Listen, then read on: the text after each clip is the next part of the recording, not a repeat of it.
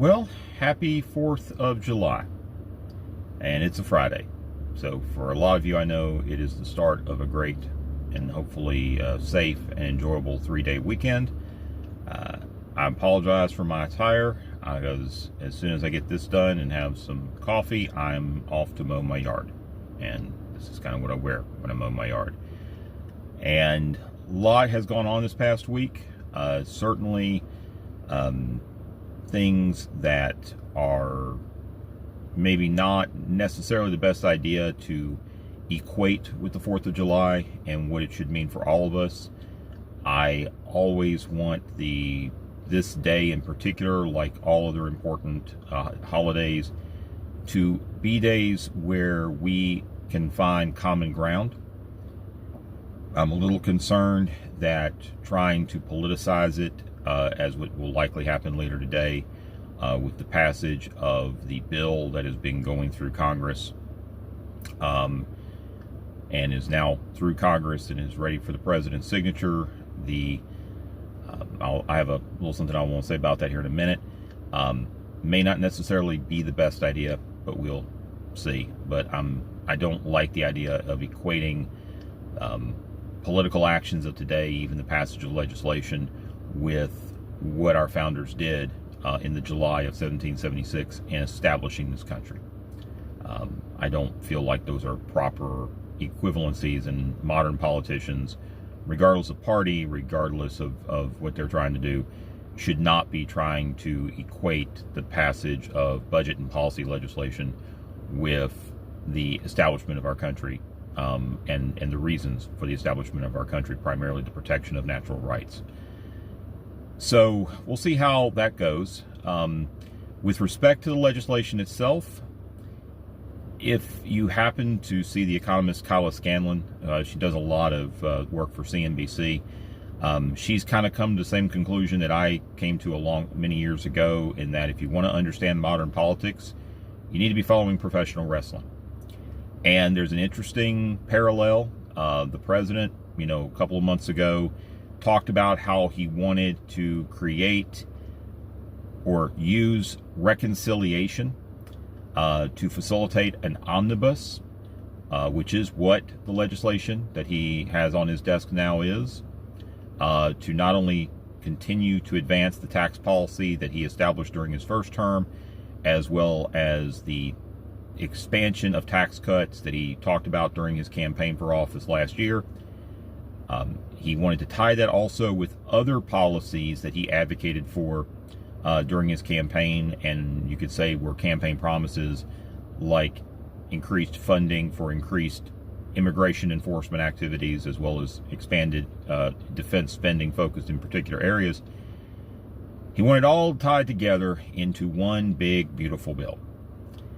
And you've got 3 B's there, and that made me think, from a wrestling perspective, of a wrestler by the name of Maxwell Jacob Freeman, who happens to wrestle for AEW, not the WWE. AEW is the scrappy, not too effective, smaller competitor to WWE.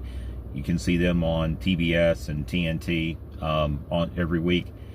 And when Maxwell Jacob Friedman won the World Championship in AEW a couple of years ago, they had created a new belt, very nice looking belt, and he referred to it as the Big Beautiful Belt, or the Triple B. And when I think about this piece of legislation from an objective, political, and administrative sense, and that it's omnibus legislation like this is not a good idea, and I don't like the fact that it's been done this way. I understand why it's been done this way from a modern political calculation perspective, but I hate from an administrative perspective, and just from a moral perspective, I don't like how it's being done. And that's not commentary with respect to the legislation itself and what's in it. I look at it and I go, it kind of reminds me of using the phrase the Triple B. And so that's why I'm going to call it the 1 Triple B, because I don't want to call it what they're calling it. I don't like using that type of phrase. To me, that's not That's not it kind of gets to the tendency that the president has to be more gaudy, or more gaudy in his branding and marketing than necessarily class. He is certainly not someone that, when it comes to his nature of promotion, advocates for humility. He advocates for trying to think of the right word for excess. He's still, you can tell he's a guy of the 80s in that regard. And so the one triple B is going to be on the president's desk now.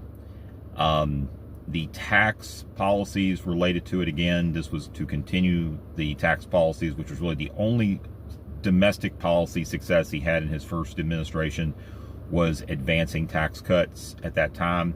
And it continues those current tax rates. It also makes some other adjustments, including attempts to try to reduce taxes on tips and other things that are primarily of benefit to wage workers, and especially those in the service industry. It will be interesting to see how this truly does affect the annual take-home wages of these employees. From a domestic policy perspective, one of the biggest items on it, along with the increased spending on immigration enforcement and on defense, is the legislation to dramatically reduce spending on Medicaid, which will have a significant effect on the accessibility and the availability and the eligibility of Medicaid at the state level. States are not going to be able to continue with expansion, not just because of they're certainly not going to have as many enrollees with the implementation of the work requirements and other items that are being put in there to reduce Medicaid participation. They're also not going to have the money, because the Trojan horse has now been open when this legislation takes effect. And so the increased subsidies, or the increased funding that states have received from the federal government to be able to facilitate Medicaid expansion, that's now going away. Some states are going to have to go back and look at their budgets, which they've already adopted. Tennessee and Georgia are going to have to do this, and other states, because they're going to have to reset their Medicaid plans, and probably do so in special sessions this summer and this fall, to align so that they don't go broke immediately because of what they've already done. Now, some states, and I apologize, some states like Tennessee haven't done Medicaid expansion, so they're in a little different spot. For the state of North Carolina, they have not passed their budget, and now it may seem a little fortuitous, even though this is not the reason why they haven't passed their budget. They had their own problems trying to get to agreement on the budget. Now they are going to have to figure out what they do about shifting Medicaid policy in here in North Carolina. And it will be important to see if the outcomes that opponents of these changes have put out there, with respect to not just the impact it's going to have on households and on individuals, even more so the effect that it might have in the closing of rural hospitals, which are, because of economic conditions in their areas, are more dependent upon Medicaid reimbursement to stay afloat, if that is going to happen.